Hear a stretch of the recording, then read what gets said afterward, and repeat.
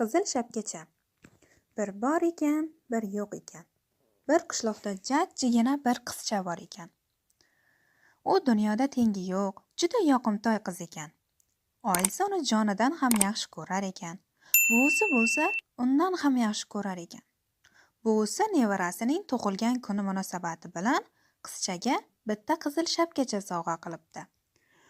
O'shandan beri qizcha qayoqqa borsa shu chiroyli yangi qizil shapkachasini kiyib borar ekan. Shuning uchun qo'shnilar uni ko'rganda, "Ana qizil shapkacha kelyapti" der ekanlar. Bir kuni oyisi somsa pishirib qizchaga aytibdi. "Qizil shapkacha, mana bu somsa bilan ko'vachadagi yog'ni buvingga olib borib bergin. Eson-omonligini bilib kelgin." Qizil shapkacha kiyinib, buvisini ko'rgani narigi qishloqqa ketibdi. U o'rmondan o'tayotsa, oldidan bir